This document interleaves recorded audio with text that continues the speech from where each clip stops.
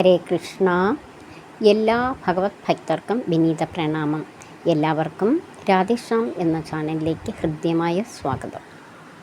ഇന്ന് നമ്മൾ പഠിക്കുവാൻ പോകുന്നത് ശ്രീമദ് നാരായണീയത്തിലെ ദശകം 2 ശ്ലോകം 7, 8. ശ്ലോകം 7 വായിക്കുന്നത് ശ്രദ്ധിച്ച് കേൾക്കൂ. ഏവം ഭൂതദയാ ഹി ഭക്ത്യഭിഹിതോ യോഗസ്സ യോഗദ്വയാത് കർമ്മജ്ഞാനമയാത് പുരുഷോത്തമതരോ യോഗീശ്വരൈർഗീയതേ സൗന്ദര്യൈകരസാത്മകേ ത്വയി ഖലു പ്രേമപ്രകർഷാത്മികാ ഭക്തിർനിശ്രമമേവ വിശ്വപുരുഷൈർ ലഭ്യാ രമാവല്ലഭാ.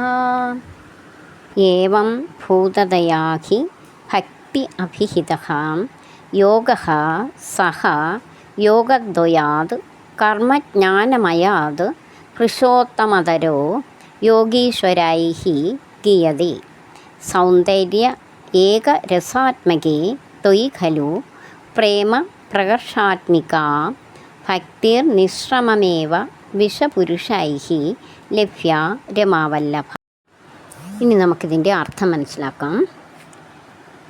ഏവ ഭൂതദയാഹി, അതായത് മുൻ ശ്ലോകങ്ങളിൽ പറഞ്ഞതുപോലെ എന്ന് വെച്ചാൽ കഴിഞ്ഞ ശ്ലോകങ്ങളിൽ, ഇത് ശ്ലോകം 7 5, 6 ഈ ശ്ലോകങ്ങളിൽ ഭഗവാന്റെ കീർത്തനങ്ങൾ വർണ്ണിക്കുന്നു, ഭഗവാന്റെ രൂപം ഭക്തർ ദർശിക്കുന്നു.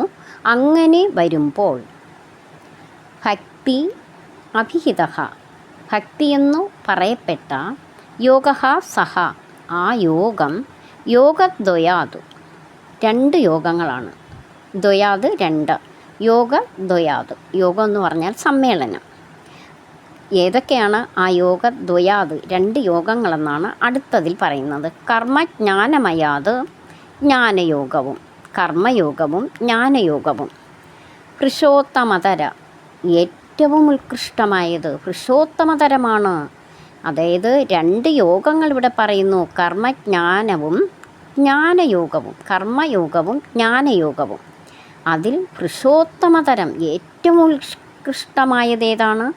യോഗീശ്വരൈഃ ഗീയതേ, യോഗീശ്വരന്മാരാൽ വരെ വാഴ്ത്തപ്പെട്ടതാണ്, അവർ വരെ പറയുന്നതാണ്. ഏത് യോഗീശ്വരന്മാർ? നാരദ മഹർഷി, വ്യാസദേവൻ എന്നിവരെല്ലാവരും പറഞ്ഞതാണ്. എന്താണ്? ഭക്തിയോഗം. സൗന്ദര്യ ഏകരസാത്മകേ, സൗന്ദര്യം എന്ന ഏകരസം കൂടിച്ചേർന്നിട്ട് സൗന്ദര്യത്തിന് മകുടോദാഹരണമായിട്ട്, ഏറ്റവും ഉദാഹരണമായിട്ട് ഭഗവാനെ കാണുന്നു. ത്വയി ഖലു, സ്വരൂപമായ നിന്തിരുവടി, അത്രയ്ക്കും സൗന്ദര്യം കൊണ്ട് ജ്വലിച്ചു നിൽക്കുന്ന ഭഗവാനെ നിന്തിരുവടിയിൽ പ്രേമപ്രകർഷാത്മിക, പ്രേമത്താൽ ആർദ്രമാക്കപ്പെടുന്ന, അങ്ങനെ ഭഗവാനെ ധ്യാനിച്ച് നമ്മൾ ശ്ലോകങ്ങൾ ചൊല്ലി ഭഗവാന്റെ രൂപം ദർശിക്കുമ്പോൾ പ്രേമത്താൽ ആർദ്രമായ മനസ്സോടെ ഭക്തിയിൽ മുഴുകുകയാണ്. ഭക്തി നിശ്രമം ഏവ, ഭക്തി ഒരു പ്രയാസവും കൂടാതെ വിശ്വപുരുഷൈഃ എല്ലാവർക്കും ലഭിക്കുന്നു. ഭക്തി കൊണ്ട് ഭഗവാനെ നേടുവാൻ സാധിക്കുന്നു, ഭഗവാനെ നമുക്ക് ലഭിക്കുന്നു. നമ്മുടെ ഉള്ളിൽ നിഷ്കാമ ഭക്തി ഉണ്ടാകുമ്പോൾ ഭഗവാനെ നമുക്ക് ലഭിക്കുന്നു. ആർക്കാണ്? എല്ലാവർക്കും. വിശ്വപുരുഷൈഃ, ലോകത്തുള്ള എല്ലാവർക്കും, സാധാരണക്കാർക്കും ലഭിക്കുന്നു. രമയുടെ വല്ലഭനായ, അതാണ് ലഭ്യ രമാവല്ലഭ, രമയുടെ വല്ലഭനായ ഭഗവാനെ, അങ്ങയെ എല്ലാവർക്കും, വിശ്വത്തിലുള്ള എല്ലാവർക്കും ലഭിക്കുന്നു. ഇനി നമുക്ക് ഇതിൻ്റെ വ്യാഖ്യാനം നോക്കാം. ഇങ്ങനെ മുൻ ശ്ലോകങ്ങളിൽ പറഞ്ഞതുപോലെ, അതായത് 5-ാം ശ്ലോകത്തിലും 6-ാം ശ്ലോകത്തിലും ഒക്കെ നമ്മൾ പഠിച്ചതാണ്. ഭഗവാന്റെ രൂപം ദർശിക്കുമ്പോഴും ഭഗവാന്റെ കഥകൾ, കീർത്തനങ്ങൾ എന്നിവ നമ്മൾ കേൾക്കുമ്പോഴും ഉണ്ടാകുന്ന ആനന്ദാനുഭൂതി, അത് നമുക്കൊരിക്കലും വർണ്ണിക്കാൻ സാധിക്കില്ല. അതിൽ നിന്നും ഉണ്ടാകുന്ന ഭക്തി എന്ന് പറയപ്പെടുന്ന യോഗം. എന്താണ് യോഗമെന്ന് പറഞ്ഞാൽ നമുക്കറിയാം, നമ്മൾ ഭഗവത്ഗീതയിലൊക്കെ കേൾക്കുന്നതാണ്. സമ്മേളനം എന്നാണ് പറയുന്നത്, അതായത് കൂടിച്ചേരൽ. നമ്മുടെ ഭാഗത്ത് നമ്മുടെ മനസ്സിൽ നിന്ന് ഉദിക്കുന്ന ഭക്തി ഭഗവാനുമായിട്ട് കൂടിച്ചേരുന്നതാണ് ഭക്തിയോഗം. കർമ്മയോഗം എന്ന് പറയുന്നത് നമ്മൾ ദൈനംദിനം ചെയ്യുന്ന പ്രവർത്തികൾ, ജ്ഞാനയോഗം ഉപനിഷത്തുകളിൽ നിന്ന് കിട്ടുന്ന അറിവ്, ഇതെല്ലാം കൂടിച്ചേരലാണ്, സമ്മേളനമാണ്. എന്താണ് ഇവിടെ കൂടിച്ചേരൽ? നമ്മൾ ഭക്തിയിൽ ലയിച്ച് ഭഗവാനുമായി കൂടിച്ചേരുന്നു. അതുകൊണ്ടാണ് വ്യാസദേവനും നാരദമുനി തുടങ്ങിയ യോഗീശ്വരന്മാരും ഇപ്രകാരം പറഞ്ഞത്. 2 യോഗങ്ങളാണുള്ളത്. അവയിൽ വെച്ച് ഏറ്റവും ഉത്കൃഷ്ടമായതും വളരെ സാധാരണക്കാർക്ക് വരെ വളരെ പെട്ടെന്ന് തന്നെ ഭഗവാനിൽ ഭക്തി ഉണ്ടാവുകയും ഭഗവാനെ നമുക്ക് ലഭിക്കുകയും ചെയ്യുന്നു. അതായത് 2 യോഗങ്ങൾ ഏതൊക്കെയാണ്? കർമ്മയോഗവും ജ്ഞാനയോഗവും. ഏറ്റവും ഉത്കൃഷ്ടമായത് ഭക്തിയോഗമാണ് എന്ന് നമുക്ക് മനസ്സിലാക്കാം. എന്തുകൊണ്ടെന്നാൽ, അല്ലയോ രമാവല്ലഭ, അങ്ങയുടെ സൗന്ദര്യത്തിന് മറ്റൊരു പേര് നൽകാമെങ്കിൽ അത് അല്ലയോ ഭഗവാനെ അങ്ങാണ്. അങ്ങനെ എല്ലാ സൗന്ദര്യത്തിൻ്റെയും സകല രൂപവും ഏകരസമായി തീർന്ന അങ്ങയിൽ ഭഗവാനെ, അങ്ങയുടെ രൂപം ദർശനമാത്രയിൽ തന്നെ പ്രേമത്താൽ ഞങ്ങളുടെ മനസ്സ് ആർദ്രമായി തീരുന്നു. പ്രേമഭക്തിയിൽ ഞങ്ങൾ ലയിക്കുന്നു ആനന്ദത്തോടെ. അപ്പോൾ സാധാരണക്കാരായ ലോകത്തിലുള്ള എല്ലാ ഭക്തന്മാർക്കും ഒരു പ്രയാസവും കൂടാതെ ഹേ ഭഗവാനെ, ഹേ രമാവല്ലഭ, അങ്ങയെ ലഭിക്കുന്നു. ഇവിടെ ഭഗവാനിലുള്ള നിഷ്കാമ ഭക്തിയാണ് ഭക്തർക്ക് വേണ്ടതെന്ന് ഭട്ടതിരിപ്പാട് നമ്മെ ഓർമ്മിപ്പിക്കുന്നു. ശ്ലോകം 8 വായിക്കുന്നത് ശ്രദ്ധിച്ച് കേൾക്കൂ. നിഷ്കാമം നിയത സ്വധർമ്മചരണം യത്കർമ്മയോഗാഭിധം തദ്ദുര്യേത്തഫലം യദോപനിഷദ് ജ്ഞാനോപലഭ്യം പുനാം തത്തവ്യക്തതയാ സുദുർഗമതരം ചിത്തസ്യ തസ്മാത് വിഭോ ത്വത്പ്രേമാത്മകഭക്തിരേവ സതതം സ്വാദീയസി ശ്രേയസി. നിഷ്കാമം നിയത സ്വധർമ്മചരണം യത് കർമ്മയോഗാഭിധം തത് ദുര്യേത്തഫലം യത് ഔപനിഷത് ജ്ഞാനോപലഭ്യം പുനഃ തത് തു അവ്യക്തതയാ സുദുർഗമതരം ചിത്തസ്യ തസ്മാത് വിഭോ ത്വത് പ്രേമാത്മകഭക്തിഃ ഏവ സതതം സ്വാദീയസി ശ്രേയസി. ഇനി നമുക്ക് ഇതിൻ്റെ അർത്ഥം മനസ്സിലാക്കാം. നിഷ്കാമം, ആഗ്രഹം കൂടാതെ, അതായത് ഫലം ഇച്ഛിക്കാതെ. നിയത, നിത്യവും. സ്വധർമ്മചരണം, നിത്യവും നമ്മൾ ചെയ്യുന്ന നമ്മുടെ കർമ്മങ്ങൾ. യത്, ഏതൊന്നാണോ കർമ്മയോഗാഭിധം, കർമ്മയോഗം എന്ന് പറയപ്പെടുന്നത്. തത്, അത്. ദുര്യേത്തഫലം, വളരെ കാലം കഴിഞ്ഞാണ് അതിൻ്റെ ഫലം നമുക്ക് കിട്ടുന്നത്. യത് ഔപനിഷത്ത്, ഉപനിഷത്തുക്കളിൽ നിന്ന്. യഥോപനിഷത്ത്, ഉപനിഷത്തുക്കളുമായി ബന്ധപ്പെട്ടതേതാണോ, ഉപനിഷത്തുമായി ബന്ധപ്പെട്ടതേതാണ്? ജ്ഞാനയോഗമാണ്. അതായത് ഉപനിഷത്തുക്കളിൽ നിന്ന് കിട്ടുന്ന തത്വജ്ഞാനം. ജ്ഞാനോപലഭ്യം, ജ്ഞാനത്തിലൂടെ ലഭ്യമാകുന്നത്. പുനഃ, പിന്നെ. തത്വവ്യക്തതയ, തത് തു അവ്യക്തതയ, അങ്ങനെയാണ് പദം പിരിക്കേണ്ടത്. തത്വവ്യക്തതയ, തത് തു അവ്യക്തതയ. അവ്യക്തത നിമിത്തം. ജ്ഞാനോപലഭ്യം, ജ്ഞാനത്തിലൂടെ ലഭ്യമാകുന്നത്. പുനഃ, പിന്നെ.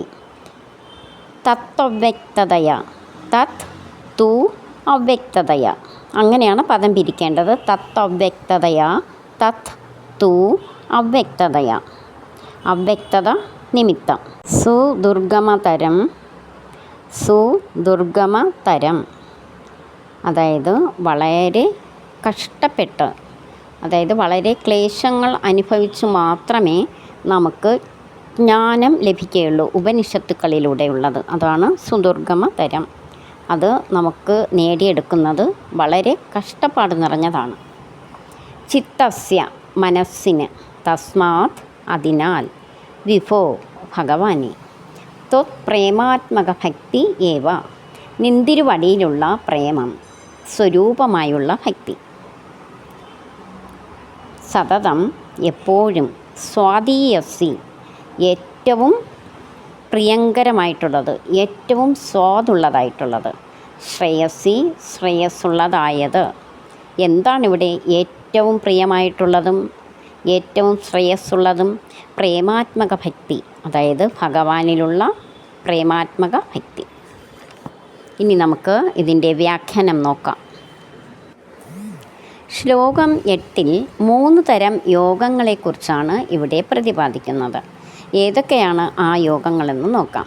1 കർമ്മയോഗം, 2 ജ്ഞാനയോഗം, 3 ഭക്തിയോഗം. ഈ 3 യോഗങ്ങളിലും വെച്ച് ഏറ്റവും ശ്രേഷ്ഠമായത് ഭക്തിയോഗമാണ് എന്നിവിടെ ഭട്ടതിരിപ്പാട് സമർത്ഥിക്കുകയാണ്. അത് എങ്ങനെയാണെന്ന് നമുക്ക് മനസ്സിലാക്കാം. 1 കർമ്മയോഗം. കർമ്മയോഗം എന്ന് പറഞ്ഞാൽ നമ്മുടെ സാധാരണക്കാർക്ക് കർമ്മയോഗത്തിലൂടെ ഭഗവാനിൽ എത്തപ്പെടാൻ വളരെ വളരെ കഷ്ടപ്പാടുകൾ നിറഞ്ഞതാണ്. കാരണം ഫലം ഇച്ഛിക്കാതെ, അതാണ് നിഷ്കാമ കർമ്മം ചെയ്യുക എന്ന് പറയുന്നത്. നമ്മൾ നിഷ്കാമം, കാമം എന്നിവിടെ അർത്ഥമാക്കുന്നത് ആഗ്രഹം. നമ്മൾ ആഗ്രഹിക്കരുത്, ഒന്നും ആഗ്രഹിക്കാതെ നമ്മുടെ സ്വധർമ്മം നമ്മൾ ആചരിക്കണം, നമ്മുടെ കർമ്മങ്ങൾ ചെയ്യുക, അതിൽ ഫലം ഇച്ഛിക്കരുത് എന്നാണ് പറയുന്നത്. എന്താണ് ഇവിടെ ഫലം ഇച്ഛിക്കരുത് എന്ന് പറയുന്നത്? നമ്മൾ ജോലി ചെയ്യുന്നുണ്ടല്ലേ, ജോലി ചെയ്യുമ്പോൾ നമ്മൾ സാലറി വാങ്ങുന്നു, അതായത് നമുക്ക് ശമ്പളം കിട്ടുന്നു, അതല്ല ഇവിടെ ഉദ്ദേശിക്കുന്നത്. അങ്ങനെ ഫലം ഇച്ഛിക്കാതെയുള്ള കർമ്മം അനുഷ്ഠിക്കുകയാണ് ഒരു യഥാർത്ഥ കർമ്മയോഗി അനുഷ്ഠിക്കേണ്ടത്. ഇത് വളരെയധികം പ്രയാസം നിറഞ്ഞതാണ്. അടുത്തതായി ജ്ഞാനയോഗം. ജ്ഞാനയോഗം എന്താണ്? ഉപനിഷത്തുക്കളിൽ നിന്ന് ജ്ഞാനം നേടുക. അങ്ങനെ ജ്ഞാനം നേടുക വളരെ പ്രയാസം നിറഞ്ഞതാണ്. നമ്മൾ ഭഗവാനിൽ അർപ്പിച്ച് ചെയ്യുന്ന ഓരോ കർമ്മവും ഫലം ഇച്ഛിക്കാതെ ചെയ്യുക. കർമ്മഫലത്തെക്കുറിച്ച് നമ്മൾ ഓർമ്മിക്കുകയേ വേണ്ട. ആ ഫലം ചിലപ്പോൾ വളരെ കാലം കഴിഞ്ഞായിരിക്കും നമുക്ക് ലഭിക്കുന്നത്. അപ്പോൾ സാധാരണക്കാർക്ക് ഭഗവാനിൽ എത്തിച്ചേരാൻ പിന്നെ എന്താണ് മാർഗം? മറ്റ് 2 യോഗങ്ങളിൽ വെച്ച് ഭക്തിമാർഗമാണ് വളരെ ശ്രേയസ്കരമായത്. ഭഗവാന്റെ കീർത്തനങ്ങൾ ചൊല്ലുകയും കീർത്തനങ്ങൾ കേൾക്കുകയും ചെയ്യുക, അതുപോലെ ഭഗവാന്റെ കഥാശ്രവണം, തീർത്ഥാടനം മുതലായവ എന്നിവയിലൂടെയും സത്സംഗത്തിലൂടെയും ഭഗവാനിൽ എത്തിച്ചേരുക വളരെ എളുപ്പമാണ്. അതായത് ഭക്തിമാർഗം തന്നെയാണ് ഏറ്റവും ശ്രേയസ്കരം ആയത്. ഭഗവാന്റെ സ്വരൂപം ദർശിച്ച് നമുക്ക് പ്രേമാത്മക ഭക്തി വളർത്താവുന്നതാണ്. അങ്ങനെ 3 യോഗങ്ങളിലും വെച്ച് ഏറ്റവും ശ്രേഷ്ഠമായത് ഭക്തിയോഗമാണെന്ന് നമുക്ക് മനസ്സിലാക്കാം. 8ാമത്തെ ശ്ലോകം ഒന്നുകൂടെ വായിക്കാം, ശ്രദ്ധിച്ച് കേൾക്കൂ.